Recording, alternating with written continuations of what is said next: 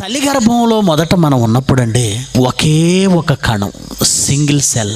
అది కంటికి కనపడదు, అసలు బరువే ఉండదు. ఒక నీటి తుంపర నోటితో మాట్లాడుతున్నప్పుడు అప్పుడప్పుడు తెలియకుండా మన నోటి వెంట సన్నని నీటి తుంపర్లు పడతాయండి.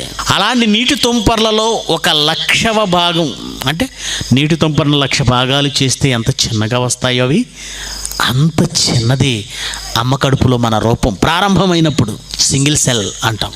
ఆ సింగిల్ సెల్ అనగా ఏకకణం 2 కణాలు, 1 2 అవుతుంది, విభజన 1 2 అవుతుంది, 2 4 అవుతుంది, 4 8 అవుతుంది, 8 16 అవుతుంది.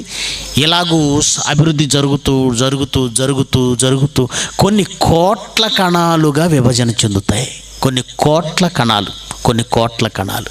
ఒక కణం కొన్ని కోట్ల కణాలు అయిందా? ఎలా ఎలా ఆలోచించండి. అమ్మకేమన్నా తెలుసా ఎలా అయిందో? అమ్మకి తెలీదు. పోనీ అమ్మ ఏమైనా చేయగలదా? ఎలా చేయాలి? ఈ ఒక కణాన్ని కోటి కణాలు ఎలా చేయాలి? మీకు ఇస్తాను, ఒక చిన్న ఇసుక రేణువు ఇస్తాను. ఆ ఇసుక రేణువుతో కోటి ఇసుక రేణువులు చేయండి. మీకు ఒక చిన్న ఇసుక రేణువు ఇస్తాను. ఆ ఇసుక రేణువును కోటి ఇసుక రేణువులుగా మీరు చేయగలరా? ఎలా చేయగలం? ఎక్కడి నుంచి చేయగలం? ఏం చేయాలి దాన్ని? తల్లి గర్భంలో ఒకే కణంగా ఉన్న మనం కూడా కోట్ల కణాలుగా మారాలి. ఎలా మారుతుంది? దాని వెనక అమ్మ కష్టం లేదండి. కోట్ల కణాలుగా మారడం వెనక అమ్మ కష్టం లేదు. అలా కోట్ల కణాలుగా విభజన చెందిన తర్వాత కొన్ని కణాలు ప్రత్యేకమైపోతాయి. 1,00,000 కణాలు, 1,00,000 కణాలు, 1,00,000 కణాలు, 1,00,000 కణాలు, లేదా కొన్ని లక్షల కణాలు. కొన్ని లక్షల కణాలు దగ్గరగా చేరి ఒక చెయ్యి, మరికొన్ని లక్షల కణాలు దగ్గరగా చేరి మరో చెయ్యి. ఇలాగూ విభజన చెందిన ఈ కోట్ల కణాలన్నీ సమూహాలుగా మారిపోయి కొన్నేమో చేతులుగా, కొన్నేమో కాళ్ళుగా, కొన్నేమో తలగా, కొన్నేమో గుండెగా, కొన్నేమో ఊపిరితిత్తులుగా, కొన్నేమో అవయవాలుగా. శరీరంలో ఎన్ని అవయవాలు ఉన్నాయో అన్ని అవయవాలుగా ఈ కోట్ల కణాలు తయారైపోతాయి. అందుకే విభజన చెందాయి. మొదట విభజన చెంది ఆ తర్వాత మారిపోతూ ఉంటాయి. ఇప్పుడు నేను అడుగుతున్నాను, ఏమండి, కోట్ల కణాలుగా విభజన చెందిన తర్వాత అది గుండెగా తయారు కావాలి. గుండెగా తయారు కాకపోతే మనకి జీవితం లేదు. 6 వారాలు అయ్యేసరికి తల్లి గర్భంలో ఉన్న కణాలన్నీ ఒకటిగా చేరి గుండె తయారు కావాలి. 6 వారాల్లోపే. 6 వారాలకు గుండె, 6 వారాల్లోపు గుండె తయారు కావాలి. గుండె తయారు కాకపోతే మనం బ్రతకం. ఎలా తయారవుతుంది గుండె? గుండె అంటే ఏంటో తెలుసండి? శరీరానికి రక్తాన్ని సరఫరా చేసేది.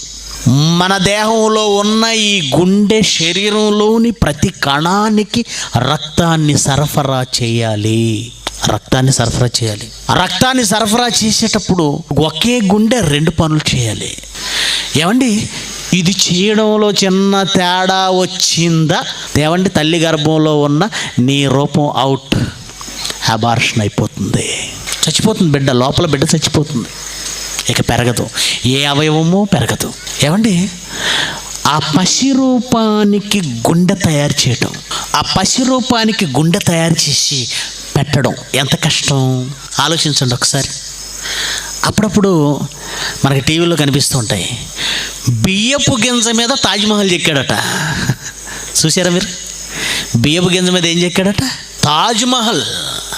6 వారాల పిండం ఎంత ఉంటుందో తెలుసా? బియ్యపు గింజ అంతే. పిండమే బియ్యపు గింజ అంత ఉంటే ఆ బియ్యపు గింజ అంత పిండముల్లో గుండెంత ఉండాలి? నలుసు. అంత నలుసుని గుండెను తయారు చేయాలా? ఏమ్మా, మీరు చేస్తారా? చేయగలరా? అంత నలుసంత గుండె తయారు చేయాలి, అది పని చేయాలి. ఏంటండి ఇది? ఎవరు చేస్తారు? ఎవరు చేయగలరు? అది అమ్మ చేసింది అని ఎవరైనా చెప్పగలరా? అది తయారు చేసి పైన కర్ణికలు, క్రింద జఠరికలు, ఓ పద్ధతి ప్రకారం లయబద్ధంగా రక్తాన్ని పంపిణీ చేసి ఆ వ్యవస్థ అంత సూక్ష్మమైనటువంటి ఆ బియ్యపు గింజంత ఆకారంలో ఉన్న పిండానికి గుండెను సెట్ చేసిన ఆ మేధావి ఎవరు? ఈ తలభాగం నుంచి ఈ పాదాల వరకు లోపల ఉన్నటువంటి అవయవాలన్నీ పనిచేయడానికండి మెదడు అనేటువంటిది ప్రధానం. అన్ని వ్యవస్థలు జాగ్రత్తగా పనిచేయడానికి కొన్ని గ్లాండ్స్ ఉంటాయి. మెయిన్ పిట్యూటరీ గ్లాండ్, పిట్యూటరీ గ్రంథి, అవటు గ్రంథి, అధివృక్క గ్రంథి. మీ వ్యవస్థలన్నీ, అన్ని వ్యవస్థలు 5 వ్యవస్థలు ఉంటాయి. ఓ మనిషి అంటే ఈజీ కాదండి. తల్లి గర్భంలో ఒక రూపం అంటే ఈజీ కాదండి. 5 వ్యవస్థలు ఉండాలి ఆ రూపానికి. ఏంటి 5 వ్యవస్థలు? రక్త ప్రసరణ వ్యవస్థ, శ్వాస వ్యవస్థ, జీర్ణ వ్యవస్థ, విసర్జక వ్యవస్థ, ప్రత్యుత్పత్తి వ్యవస్థ.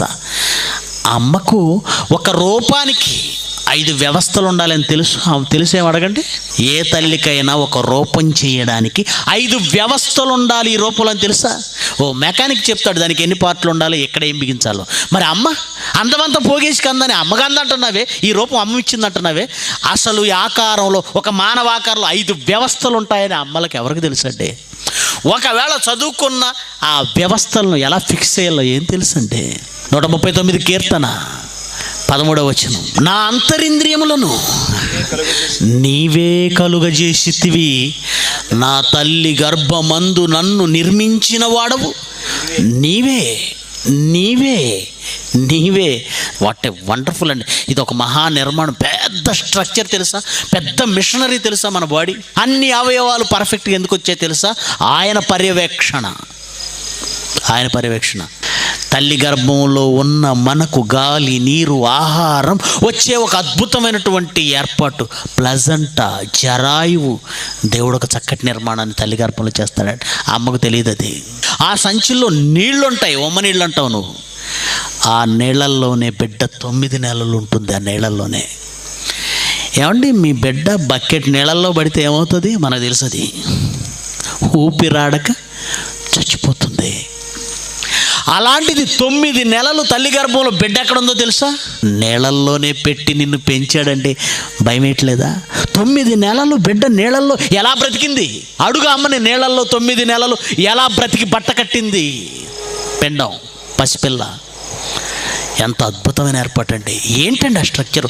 నీళ్ళల్లో ఉంచాడు, ఆ నీళ్లు లోపలకు పోకుండా ఒక పళ్ళు సట్టి పొరని ముక్కుకి నోటికి వేశాడు. ముక్కుకి నోటికి పొర వేస్తే మరి గాలి ఎలా వెళుతుంది? అదే టెక్నిక్. మొత్తం బొడ్డు ద్వారానే, మొత్తం ఈ ప్రేగు ద్వారానే. తల్లి గర్భంలో బిడ్డ బయటికి వచ్చే 2-3 దినాలకు ముందు మాత్రమే తల్లికి పాలు సిద్ధమవుతాయండి. ఏంటండి కనెక్షన్? బిడ్డ 2-3 రోజుల్లో బయటికి వస్తున్నాడు అనగా పాలు తయారవడం ఏంటండి? అది కూడా బిడ్డ పుట్టిన తర్వాత పాలు సిద్ధం కావడం ఏంటండి? ఈ కనెక్షన్ ఎలా ఉంది? బిడ్డ బయటకు రాగానే తల్లి పాలు ఇవ్వగలదు. ఎవరు పెట్టారు పాలు? వాడు కూడా ఎంత కనెక్షన్ అంటే, పిల్లలు పుట్టగానే వాడికి ఎవరో చెప్పినట్టుగా తల్లి రొమ్ము కోసం వెతుకుతూ ఉంటాడు. వాడు లోపల పెట్టేస్తే పీల్చేస్తూ ఉంటాడు, లోపల పీల్చేస్తూ ఉంటాడు. ఎలా తెలుసండి? లోపలికే పీల్చాలని వాడికి ఎలా తెలుసండి? అప్పుడప్పుడు చిన్నపిల్లలకి కొబ్బరి బొండం కొట్టించి స్ట్రా వేసి ఇస్తే అవి పీల్చడం రాదు వాళ్ళకి. ఊరు ఇప్పుడు స్ట్రా పీల్చడం రాదు, అప్పుడు ఎలాగ పీల్చేవారు లోపలికే? ఇప్పుడు ఉప్పు ముందు కూర్తూ ఉంటారు వాళ్ళు. స్ట్రా వేసి కొబ్బరి నీళ్ళు ఇస్తే లోపల పీల్చరు, ముందు కూర్తుంటారు, బుడగలు వస్తుంటాయి. ఇప్పుడు ముందు కూర్తున్నాం, మరి అప్పుడు ఎందుకురా లోపల పీల్చావు? ఎలా తెలుసు? ఎవరు సహాయం చేశారో చూస్తారా? యెషయా గ్రంథం 44వ అధ్యాయం 2వ వచనం, నిన్ను సృష్టించి గర్భములో నిన్ను నిర్మించి 9 నెలలు నీటిలో మునిగి ఉన్నా నిన్ను బ్రతికించి సహాయం చేసిన యెహోవా. నీకు ప్రతి దానిలో నాయన నువ్వు లోపలికి పీల్చాలరా అని తల్లి చెప్పదు, డాక్టర్ చెప్పడు, నువ్వు చెప్పిన అర్థం కాదు వాడికి. మరి ఎవరు చెప్పుంటారంట ఆ రోజు చెవులో? నీకు సహాయం చేసింది ఎవరు? మానవ భాష అర్థం కాదు వాడికి ఆ రోజు. ఎవరు చెప్పుంటారు లోపలికి పీల్చరా అని? దేవుడు. నీకు సహాయం చేయవాడైన యెహోవా. ఇప్పుడు చెప్పండి, ఆ రూపం రావడానికి 9 నెలలు ఆ చిన్ని ఆకారంలో. అమ్మో ఏంటంటే, తల్లి గర్భం నుంచి వచ్చిన మాంసం ముద్దకు ఆపరేషన్ చేయాల్సి వస్తే డాక్టర్లు వణికిపోతారు. మరి తల్లి గర్భంలో అంత చిన్న ఆకారాన్ని ఎవరు పట్టుకొని ప్రతి దానిని సెట్ చేశారండి? ప్రతి అవయవాన్ని ఎవరు సెట్ చేశారు? ఎలా సెట్ చేశారు? అద్భుతం కాదా? దేవుని కష్టం కాదా? అయితే దేవుని కష్టం కాదా? ఈ సమాజానికి అర్థం కాని దేవుని కష్టం బైబిల్లో రాయబడింది. నేను కష్టపడ్డానని చెప్పు వాళ్ళ కోసం. అమ్మదేం కష్టం అండి, దేవుడిది కష్టం. 9 మాసాలు మోయడం కష్టం కదండి. ఆ తల్లి గర్భంలో ఈ ఆకారాన్ని, పసిగుడ్డుని నిర్మించడం, ఈ లేత చర్మాన్ని, లేత మాంసాన్ని, లేత ఆకారాన్ని ఇవ్వడం కష్టం. ప్రతి అవయవాన్ని పని చేయించడం కష్టం.